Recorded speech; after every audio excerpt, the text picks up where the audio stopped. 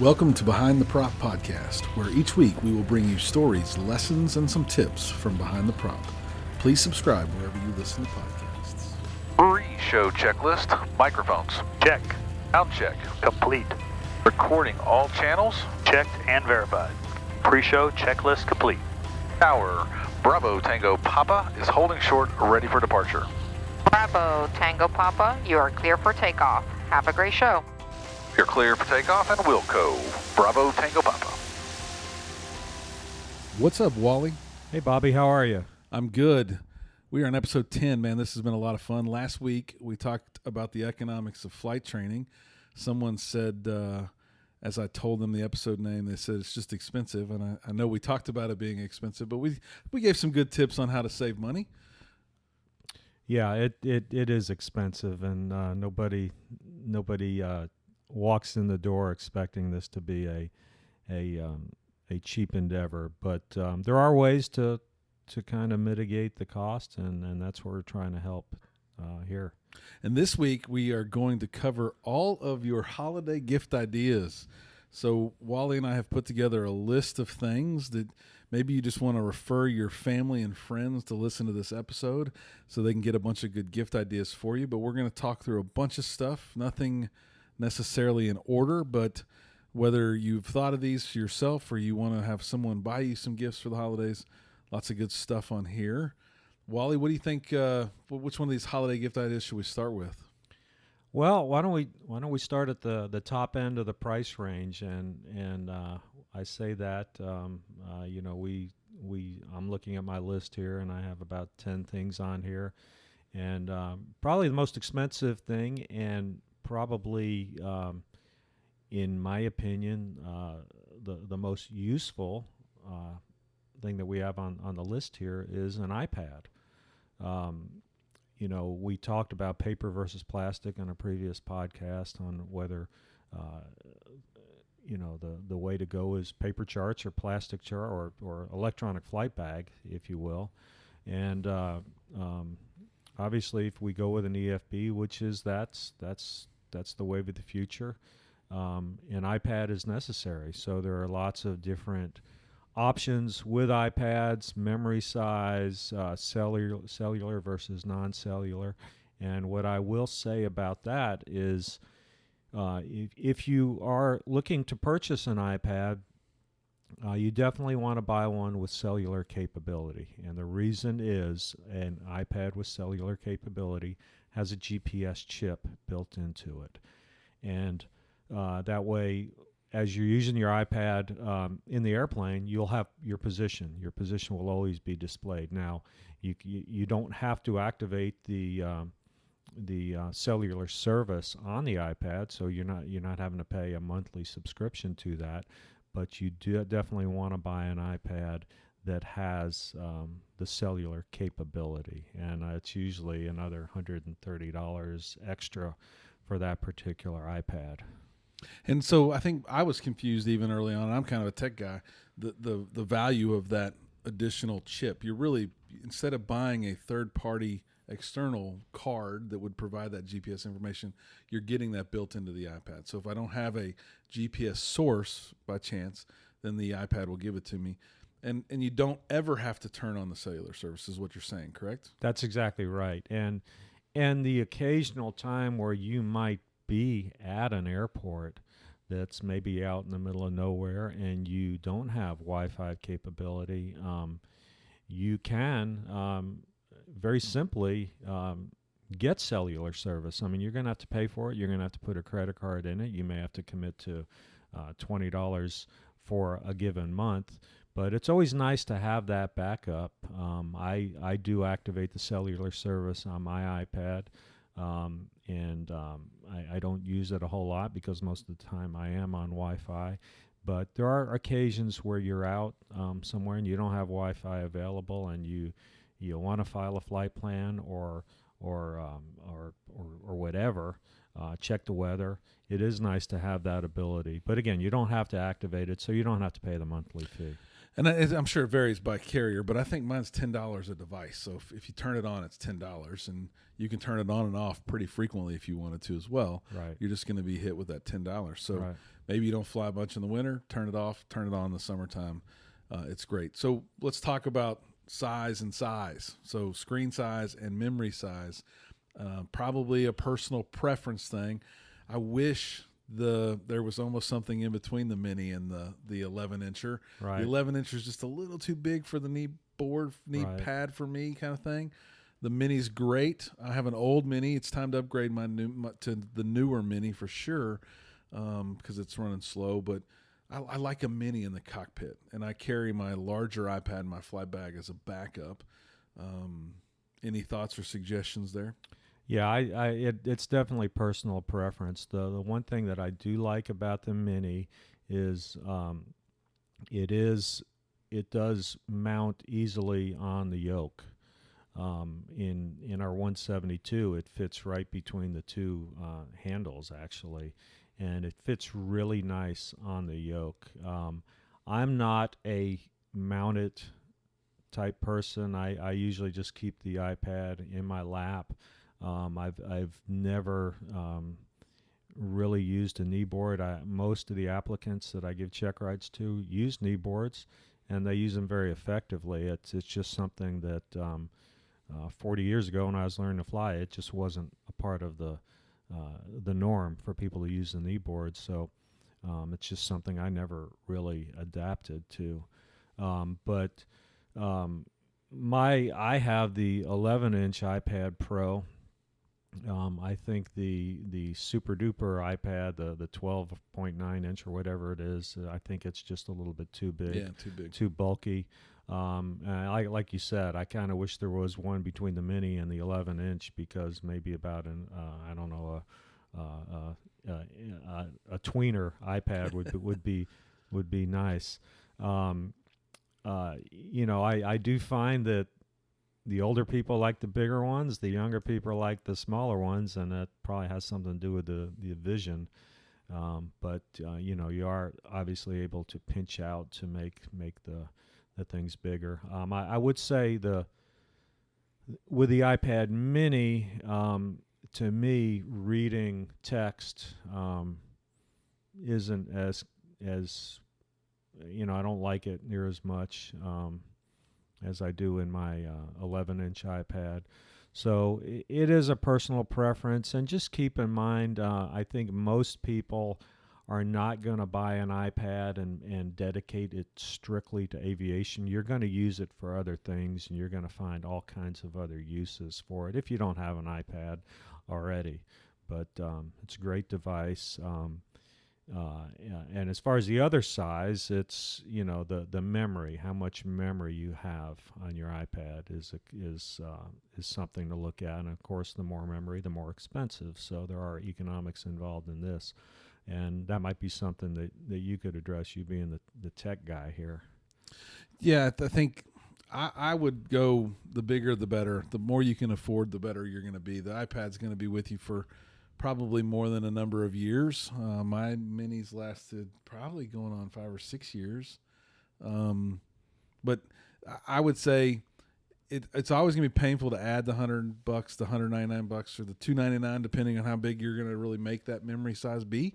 But I don't think you're going to regret it if you have more memory in there, for sure. That would be my suggestion. It's always going to come down to your wallet, your capability, but the bigger the better from a memory size. I think the Mini is the right thing for the aircraft. And I think, again, as we said, for sure, add the cellular chip so that you get that GPS along with it. Yeah. I give check rides to so many people who are using an iPad, and they don't have that cellular capability, and almost every one of them, they say, well, I got the iPad before I started flying. So, most people are going to say, well, I'm never going to need that. But it is something that as pilots, you definitely need. Yes.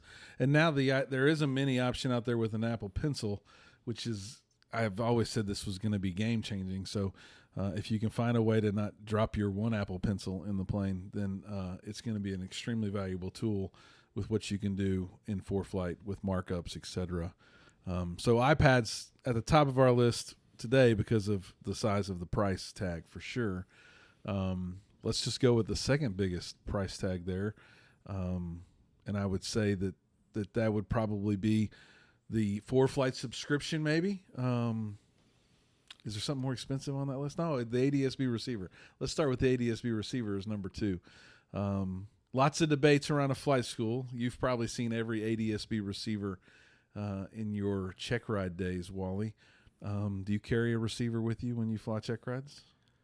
I don't, and I really should, because there are a lot of the airplanes I get to fly in have Bluetooth transponders, and I'm able to, or Wi-Fi, I'm able to hook my iPad up to the transponder in the airplane, and it's very nice to be able to see traffic. The ADSB receiver that I have personally has some serious battery issues. Without being plugged in, it lasts me about 20 minutes. So when I have it in my airplane, I have it constantly plugged in, and it works just fine. But actually, a newer ADSB receiver is on my Christmas wish list to my family. So I would like to, and the one that I really like is, I think it's the Sentry. It has a carbon monoxide detector built into it, and it's fairly economically priced. But it is really, really nice to be able to get the weather and traffic. I mean, that's the main thing. Yeah, the traffic's super nice, and so much of a safety mechanism. I remember shortly after I started flying, I went out and I bought the Stratus 2 when it just got released. And it was, I think in those days, it might have been one of, if not the only game in town. Yeah. Maybe it was $8.99, $9.99, something like Yep. that. It was very expensive. And I justified it to my wife saying that this was going to help me keep from hitting things. Right. And she said, done, go get it. But obviously there's a lot of different options on the market. Go search the Google for a buyer's guide of some sort so you get what you need. Some have batteries, some don't have batteries, built in or not built in. And that might be a reason for you to consider if you're going to get one with a bad battery or your battery goes bad, that's going to be pretty painful without having them plugged in, as Wally said. So to each his own, but go out and buy something like that. The ranging, I would say $299 to maybe $1,000 on the high end. Right. My Stratus I've had now for 5 years, works like a champ. Used it yesterday, saw lots of traffic, and helped navigate me along my route as well, right? In conjunction with what I had in the plane. So a great tool to have, and probably, yes, the second most expensive thing on our list. Depending on which version you get, number 3 here, I guess, would be the ForeFlight subscription. From the now performance plan all the way down to their introductory plan, anywhere from $299 to around $99 for ForeFlight subscriptions. Wally, you told a little story before we got started. You give a few of these away every year, I hear? Yeah, this both my daughter's ForeFlight subscription renews on Christmas Day every year, and they kind of laugh about it. It's gotten to be a tradition. They know every year at Christmas I'm going to renew their ForeFlight subscription, and they've commented that it's probably the most worthwhile Christmas gift they get, albeit it's not very, very cool to get a ForeFlight subscription. I remember in high school and in college, every year for Christmas from my parents, I got 2 tires for my car, and it was okay, yeah, they're my tires this year. And then I'd put them on the car and get rid of the 2 bad ones, and then the next year I'd get 2 more, and so every year I had this 2 tire rotation thing going on, and that's kind of my I don't give my daughters tires anymore, but I give them a ForeFlight subscription. But it's definitely worthwhile. It's something you don't think about, but it is such a worthwhile, and in today's environment, something very much needed. As we age, it's funny how the practicality of a Christmas gift is so much more valuable than the novelty of a Christmas gift. Yeah. So if you don't use it, maybe that's a great Christmas gift idea for you. Now, a spattering of other really cool gifts that every aviator might need or want, and we'll just talk through some of these items. I showed Wally this morning as we sat down to record some of my new toys, and the newest one, albeit very simple, was very valuable to me last night when I flew back from Austin, and that is my new flashlight. And pretty cool stuff, very basic, has a lot of the survival type kit stuff in it, right? It could help me break glass, and it's made of high quality aluminum and runs on 3 batteries. But the nice thing about it is it's got a white light, a red light, and a green light.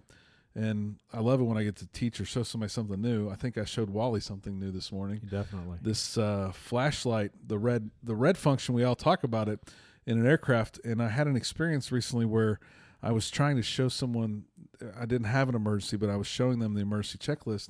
And I turned on the red light on my headlamp, and we couldn't read anything. You know, all the red text disappears, and it's gone, so you can't see it. So you'd have to use a white light. Obviously, in an emergency, that would be useful. But this flashlight has a green light in it, and it actually turns the red text into black ink, purple, something like that. It's a very dark color. So for $20, great aluminum flashlight, and it has zoom capabilities, which I thought was really neat for a little handheld flashlight. So white, green, and red, all with zoom capabilities, all with a push-button access. So a good flashlight is a great tool, whether it be small or big. I have a big one as well that I use to pre-flight the aircraft, something that I can see surface areas and things like that if I was going to go pre-flight at night. But I can see on the side of your bag, Wally, you have looks like a flashlight with a little bit of survival gear, hooks and clamps and things on it. So obviously an important tool for everyone's flight bag for sure. Definitely. This one is a Smith & Wesson brand, and this does not have a green light. It has the red light, but that was very interesting what you showed me. The red light does totally make the red text disappear, and that could be a problem. It could be if you're trying to read something.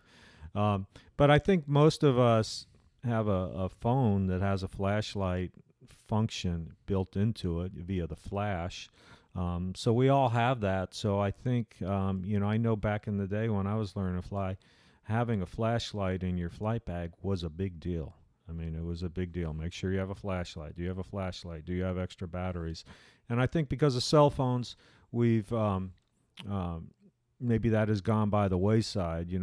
Back in the day, we all probably had maps somewhere in our car, in the glove compartment or somewhere, and we just don't need that anymore with cell phones. I think we rely on our phones a lot for our flashlight. I know most people that I fly with at night, if they need a flashlight, the first thing they think about is pulling out their phone. But obviously, the flashlights on your phone don't have the different color capabilities like these things do. And a lot of them have a strobe light feature that if you were ever in an emergency, that might be a good way to attract attention to yourself if you ever went down in a dark area. No doubt. So I would definitely add flashlight, and to that a headlamp too. Lots of good options out there from a headlamp perspective. Red does make a pretty big difference for me at night, so that I don't kind of get the washout in my eyesight. So if you get a headlamp, also make sure it has a white and red option at a minimum, and the green is a great plus as well. Just what's the cost of that flashlight you showed me about? This one's $19.95. Okay, This is made by Air Classics. So obviously available in our store here at the flight school, but also available online as well. So for $20, a very, very high quality flashlight. For sure, yes. And easily a stocking stuffer or a big gift. Right. And you mentioned it. Obviously, this takes batteries. You'd be a fool not to carry extra batteries for anything that runs on batteries at night. And if you don't fly often, we talked about proficiency a week or two ago, and obviously you need to make sure your batteries and things and your tools are up and working. And you should also carry extra batteries. We've talked about your little check ride gift here that you give out, Wally. It's got your URL on it. It's got 4 AA batteries in it. It will be in my flight bag forever now. I carry a little bag of AAA batteries as well. And then the gift that we're going to talk about today really is the backup battery, right? Right. We talk about iPads and iPhones and flashlights on our phones, and all that stuff takes juice, right? And that juice will inevitably run out on us. Yes. So I carry a company. I've always used this brand for some reason called RAV Power, RAVPOWER. I think I've probably bought them all on Amazon, but the amount of power in each of those batteries is important, and you need to make sure you can charge the things you want to charge. The battery I have will actually charge my iPad and iPad mini and phone all one time. So they could all be drained and all be recharged with that battery one time. And that's assuming I have no power source in my aircraft. I am not making a stop somewhere that I could charge those items. But you definitely need a good battery, and this is a great gift for Christmas idea, to make sure you have a battery. I think you carry a battery. Yes. You'd almost be crazy not to carry some battery source with the USB plugs where you could use interchangeable cables, etc., to be able to charge your devices. Yeah. One of the I joke that one of the biggest challenges I have on a day where I'm giving 2 check rides is keeping my stuff charged. The first thing I do when I sit into the briefing room is start plugging stuff in, and it's usually first thing in the morning. My phone, my iPad is already at probably 96% anyway. But first thing I do is plug that stuff in and keep it charged. I've been on, I can think of 2 check rides on the last couple years where we basically had to divert on the check ride because of weather. We have a lot of afternoon thunderstorms that roll in here in Houston, and we went out and did the air work and couldn't get back to our home airport here at David Wayne Hooks. So we ended up in airport just 20 miles north of here, Conroe. And as we were flying around trying to figure out if we actually wanted to go to Conroe, I'm looking at my iPad down at 18%, 16%, 14%. And this particular airplane didn't have USB capability on the panel. It was one of those things where, I wish I would have taken off with my iPad at 100% rather than 60%. And in that particular day, my battery was dead. So, we did end up diverting into Conroe and sat there for about an hour and a half and then flew back. So I was able to get everything charged. But keep your stuff charged and have a backup plan. Have a backup to the backup, even if if you can go that far. Well, that makes a good point, too. Just some sort of a pouch to carry your cables in. Make sure you have the cables, so if someone else has a battery or you find a wall outlet, that you can at least plug it in for sure. Another big gift idea is obviously a pilot's dream headset. I know when I started flying, I don't remember who gave me the advice, but they said just buy a cheap one as you're working on your private, and that'll ultimately become your backup when you make the decision to buy a nice one. And I think I repeat that pretty often now with new students that come in. Hey, start with a lower end version, something that's not noise canceling. You want to hear the engine. You want to know what's going on with the plane. That'll ultimately become your backup headset. And maybe you're someone like me who has that backup headset, but is dreaming of that really nice noise canceling headset. This is a great gift idea. Not something that we're all going to get, even though we might want it. Lots of versions out there. I'm a David Clark dealer here at United Flight Systems. They make 2 or 3 really good noise canceling headsets of varying size. And if you're a glasses wearer, they sell a small ear cup one that your glasses can fit over. And they obviously sell the over-the-ear Pro X1s and the I'm going to blank on the name now that I'm trying to think of it, but 2 other over-the-ear noise-canceling headsets that are really, really good. And obviously people ask about Bose all the time. There's very few Bose dealers out there, so the A20 is great. They sell an in-the-ear flight now that is also noise canceling. But I don't really recommend noise canceling for the 120-hour pilot. Since we recorded a few weeks ago, while I've listened to The Killing Zone, which was a great book, actually, lots of case studies, but a lot of that in the book, it even references, man, you might want to be able to hear the engine when you're in the killing zone, which is about 120 hours to 300 hours for any of those anomalies. But it is nice to have a noise canceling headset. What I find most valuable about my noise canceling headset is the Bluetooth connectivity. So it doesn't have to be noise canceling to have that Bluetooth connectivity. But if you do have ForeFlight and you're on an Apple device that you can connect to that Bluetooth, you will get the warnings that your iPad is telling you from ForeFlight. So traffic 2 o'clock, 500 feet below you will actually come through your ears, which is very valuable. Or you're entering or about to cross a runway while you're taxiing at an airport, ForeFlight will make those warning callouts to you, both on the ground and in the air, which is a great value for the Bluetooth capabilities, whether or not you have noise canceling. Yeah, I agree. That Bluetooth capability. I fly. My home airport is an uncontrolled airport, and what we have to do there is we have to call on the telephone to Houston Clearance Delivery to get our clearance, and then they want us to call at the end of the runway to be released. And so obviously the end of the runway, you're sitting there with the engine running. It is extremely convenient just to Bluetooth it and make the phone call as I'm sitting right there and say, hey, yeah, we're at Cleveland runway 34 ready to go, and you're talking to the controller through your headset. It's a very clear call. I also have a Bose A20. I have used a Lightspeed. I got my seaplane rating up in Alaska several summers ago. That's what they had in the airplanes, and it worked great as just as well as the Bose. I still have my original green David Clark headset. I can't even tell you what model it is, but it's close to 40 years old, and it still works just fine. Of course, it's not noise canceling, but it's a 40-year-old headset that works just fine.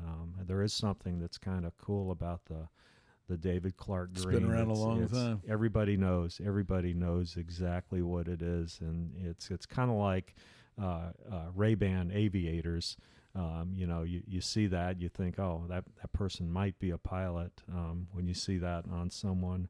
I'll just tell a fun story. The first time I ever really used a noise canceling headset, I didn't have one, and my daughter had one. I bought her one, and I asked if I could borrow it one day. I was going to fly a Pilots for Patients trip, and I went down to Ellington Airport and picked up 2 patients and was flying them back to Monroe, Louisiana. This is in a 172, and we taxied out. We get on the runway, and we take off, and probably about 100 feet, it occurred to me that I had not actually turned on the noise canceling feature of the headset. So the controller was right there in my lap, and I just reached down and I hit the power button, and somewhere around 200 feet, the noise canceling feature turned on, which if you've ever experienced this, it sounds like the engine Stops running. turns off.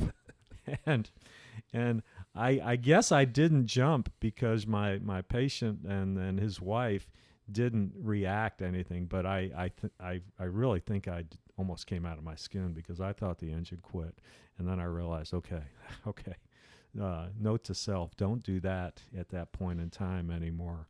But the noise canceling sure makes things nice. I mean, when you're in the airplane and your batteries die, all of a sudden you lose that noise canceling capability. The headset still works just fine, just the noise canceling doesn't work, and it's kind of a wake up call. So you hear a lot that you didn't hear before, for sure. Right, exactly. Well, you said Ray-Bans. Let's talk about the next one. Some good sunglasses. Yeah. We've picked on some sunglasses recently in side conversations, mostly polarized options. Because they're so bad in the plane when you want to see ForeFlight on your iPad, or you want to see the screens of a G1000 or even the screen of a 430. polarized is really a problem for pilots because Yes. of what it does to the screens Yes. for us. We sell some Sergettis in our flight school here. It's a really high quality aviator sunglass company that makes different tints of sunglasses, but none of them are polarized. And it's a great option. If you have a pilot in your life that may not have a really good pair of sunglasses, buy them a really good pair of non-polarized sunglasses Yeah. for Christmas, and they will be very appreciative of those. Yeah, and if you go into any sunglass shop and you tell them I want non-polarized, the first thing they're going to do is say, "You must be a pilot." Yep. Yeah. And a little side tip, I showed Wally a couple weeks ago when we were recording something. There's something you can buy on Amazon, probably other places, but it's called hydrofocals. It's a little sticker, which is actually readers that stick on the inside part of sunglasses or any type of glass for that matter, that will turn any normal pair of glasses into bifocals. And it doesn't inhibit your line of sight. They're great little devices. They can be trimmed with just scissors and fit right on your glasses. They can be removed and put on other glasses. So on my really nice polarized sunglasses, I put these $15 plus 2 stickers on my glasses, and I'm using reading glasses while I'm in the plane, which is on my medical, and I Right. have to have those. So Right. very beneficial for me to have the far-sighted out of the aircraft so I can see long distances, and then have that little sticker to help me read and see the cockpit numbers and things that I need to see inside the cockpit. Right. So very, very valuable little add-on that you could add to those sunglasses as well. Next, I think we talk about the economics of flight training and the expense. I bet any pilot would appreciate a few $100 on their account. What do you think, Wally? Definitely. A Definitely. couple $100 on my flight school account would make me a happy man. Maybe a gift card from a flight school or Yeah. from a flight shop. Right. Pilots aren't going to let that stuff go to waste. So great gift idea would be a gift certificate, a gift card, a couple $100 on their account. Get them a couple extra hours in the air that they might not be able to get is always a good gift. Yeah. Another novelty item that I think would be great is anything that's personalized with their name or tail number. So if they own a plane and they have a tail number on that plane, or they have a plane they fly all the time and they have a favorite tail number, I think everyone likes that tail number on a hat, a bag, their name on a flight bag. A bag is always like a purse, I think, to a woman. They all have their preferences: big, small, little pockets, big pockets, strap, no strap. A flight bag is going to be hard for you to pick the perfect flight bag for someone. But if you do, and they know it's their perfect flight bag, put their name on that bag. It would mean a lot, I think, to a pilot to have their name or a tail number on that bag. Yeah, I think all of us have our little quirks, and we have 2 airplanes, and we have a Piper Saratoga and a Cessna 172, and I have chocks with the tail number of the airplane on the chocks. So we have 2 sets of chocks in our airplane, in our hangar rather, and they're exactly the same, but they each have the tail number of the airplane that they go to, and there are times that I'll go in the hangar and other people have flown the airplanes, and the chocks are backwards, and it's just wrong. I have to stop and go move the chocks around. And again, the functionality of the chocks are exactly the same. They're the same thing. But I look at that and I go, how could somebody do that? So I know what you mean about the personalization of the items. That is a nice little touch. The last, I guess, smaller item we'll talk about here is a knee board. Wally said he didn't use one coming up in his aviation career. I've kind of always used one, really from instrument on. I don't think I did in private, but I think instrument on I did.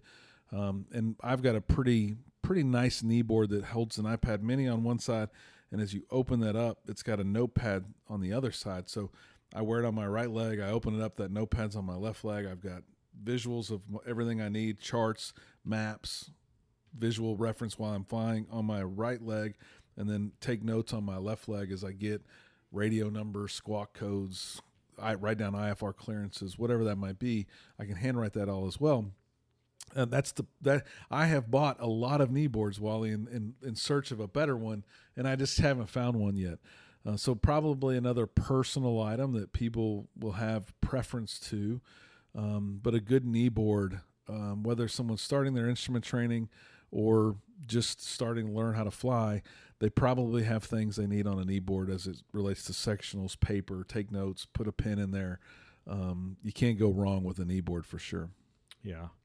And one thing that we talked about is as we were going through our list of good gift ideas, we brought up the idea of a handheld radio, and I thought that it was interesting that both of us sort of it certainly wasn't scripted, but both of us really have the same thought about a handheld radio. I thought about maybe 5 or 6 years ago that I really needed a handheld radio, and so it was a Christmas gift from my family. I said, boy, this is the one I want. I picked out the one that had the ILS capability built into it, and you could save all these frequencies, and I got it, opened it up on Christmas Day, put the batteries in it, played with it, and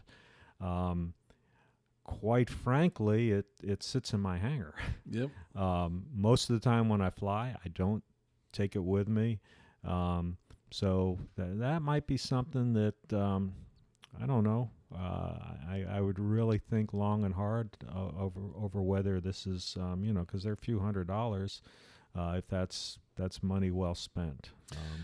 Yeah, I'm with you, and I did the same thing. I bought one for myself. I wanted that ILS capabilities, and I think it sits in my cabinet over here almost all the time. And I don't know that it was a waste of money, because I definitely listen to the pattern sometimes, and I know that I've gotten some value out of it when I've been taxiing around the airport with the golf cart and have it. But I don't want anyone to think we're saying you should never need one or never should carry one, because that's just not what we're saying. But I'm not sure it was as valuable of a gift idea as I thought it was going to be. Yeah, exactly. And I would say it just wouldn't be at the top of my list, right? For sure. What was the other bad idea we thought of? We thought that maybe the idea of an electronics E6B might not be the best investment, right? Right. And when I started my instrument training, I thought that was going to be so valuable, and it might have helped a little bit, but it's not as valuable as you would think, in my opinion. Every time I've used an electronic E6B, the learning curve, I have to sit there and try to figure out how to make it work. And by the time I actually figure it out, there's 17 keystrokes to figure out something that would have been 2 twists of a wheel using the old-fashioned one. So I agree. Yeah, and I think people think it's going to help them so much on the written or the knowledge exams, and it may help some, but it's not earth-shattering. I think learning how to use the older style E6B, using that to do your calculations, you're probably going to get closer to the answer the FAA is looking for than some drawn-out decimal point that you're rounding. And I think it'll both get you the right answer, but one's going to be a little bit more visually easy to interpret based on the FAA question and answer. We've talked about a lot of gift ideas. Let's run through some novelty items that you can probably never go wrong with as it relates to pilots. And these are stocking stuffers or maybe a package that you could create for your aviator in your life. I'm a keychain fanatic. My bag probably has dozens of keychains on it, from the classic remove before flight red keychain to pilot or aircraft keys, which is red. United Flight Systems, we have our own custom keychain that we hand out as a marketing tool. And there's a lot of new cool things coming out.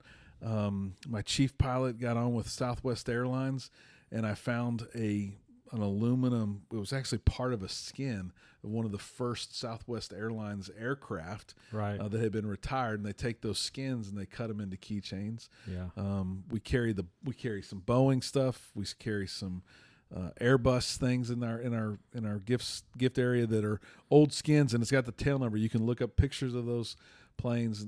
You can't go wrong with a keychain for sure. Yeah, that's very interesting. I just got a new car, and I was trying to buy a cover for the key fob, and I was Googling it, and I ended up on a site which I think my family, my girls in my family know about. It's called E010, and it's basically people who are crafty and making cool things. And so I ended up buying this keychain for this key fob cover for my new Jeep from this site called E010. And as I was there, I was looking around at other keychains. There's all kinds of aviation-related keychains on there that some very creative people are making. A lot of resin keychains with airplanes embedded in there, and just some really, really neat things. Yeah, a lot of those small airplane models that are in keychains like that now, I just realized recently are actually the same thing. There's Concords that are made out of melted down pieces of the skin from an original Concorde, so that's got a floating Concorde in that epoxy or resin, and that's really metal from one of the original Concords. So really cool, nifty stuff. Right now, COVID, we're still in the midst of COVID. You can't go wrong with an aviator's mask. I saw and bought a bunch of red masks for the flight school that say it says don't remove before flight, so that you have a red mask that you're wearing, obviously not to remove it. You can buy masks with your home airport on it. So any part of the sectional, they'll print and put on a mask, whether that be a sectional or you want a low and route chart. You can probably get anything you wanted printed on a mask today. So go search the Googles for that kind of stuff. Socks are always fun. Yeah. Aviation socks with left rudder, right rudder on the bottom of them, or airport codes or runways. There's all kinds of aviation socks out there. You can't go wrong with that. We talked about it. We talked about it really referencing a bag, but a hat, a shirt with your tail number or type of aircraft that you're rated to fly is always a good one. We've offered behind the prop gear in the past. If you give us show ideas, you could earn yourself a coffee mug and get yourself a little bit of behind the prop gear that would be a good gift or stocking stuffer for your aviator in your life. Coasters are always fun in the form of a 6-pack from a Cessna or a single engine trainer that you've maybe flown in the past. We sell a cute bottle opener up front that's got the FAR code on 8 hours bottle to throttle, so that any knick-knack like that referencing aviation would be great gift ideas for the aviator in your life. Right. I agree. All right. Well, that's a long episode. Hopefully we all get the gifts we want for Christmas. Hopefully this show will give you the person in your life that's going to buy you a gift some really good ideas, from expensive to fun and cheap. We hope, as always, you enjoyed the show. Anything to wrap with, Wally? No, just we appreciate all the listeners. Our downloads are trending up, and we're getting more and more feedback. We thank you for all the positive feedback. Again, you can write to either one of us at wally@behindtheprop.com or bobby@behindtheprop.com if you have any questions or ideas for a show. We would be glad to listen to your input, and we'll get back to you. And I'll say, if you are finding any value in the show, share it with a friend, pass it along, do a post on social media, let others know that the podcast exists so they can find it. And if you really like us, give us a 5-star review on Apple or wherever you're listening to the podcast. It would mean a lot to both of us. As always, fly safe and stay behind the prop. Bravo Tango Papa, we are clear of the active runway and would like the taxi to park. Bravo Tango Papa, taxi to park. Great show. Have a nice day. Taxi to park. Thanks. You too. Bravo Tango Papa. Thanks for listening to Behind the Prop. Please follow us on social media @Behind the Prop or visit our website, www.behindtheprop.com. Until next week, fly safe, everyone.